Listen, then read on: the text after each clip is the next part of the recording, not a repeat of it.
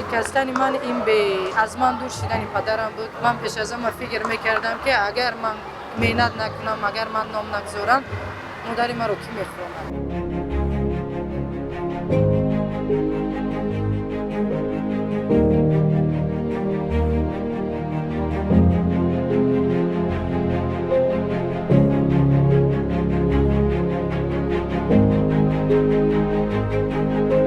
در اویله ما دختر بسیار بود، از حسابی که پسر نبود، پدر من مرا به مثل پسر کلان کرد و هوس می داشت که یک فرزندی او کس یک سوای ورزش را انتخاب کند.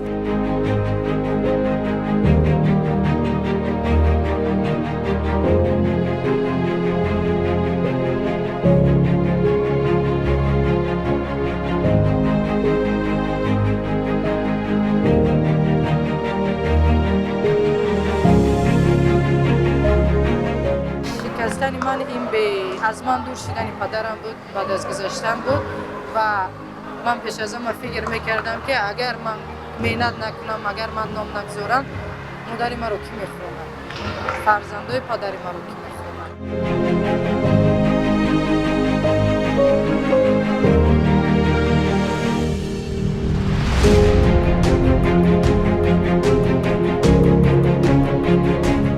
و من اومدم دعا دادم که تو دیگر نمیتوانی در یگان نمود سوای ورزش اشتراک کردن. هر یک سخنی که باوری نداشتنی و یا در حالتی وقتی که من به نکداون نکاوت میرفتم من رو تسترک اشاره میکرد.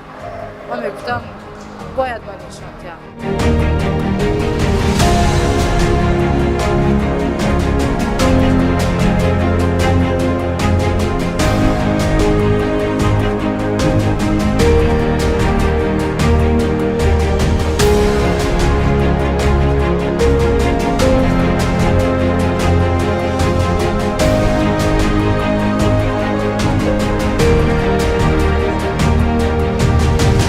برای من یکم است، برای که در اون وقت باور نداشتنی ما آن شرطنامه‌ای که دیگه دولت ها دارد ما نداریم، آن شرایطی که ویا داشتن حسابی باکسی ما در ایبادن ما نداشتیم.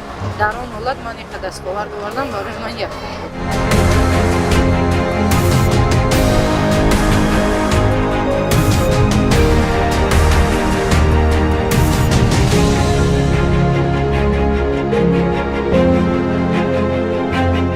هر یک ورزشکار بهترین، هر یک نقشه وی باید ما سنجیده بگوییم که در این سال چیکار کرده میتوند، با کی میبراید، با کی رقابت میکنه، در کجا مشق دست جمعی میگذارد.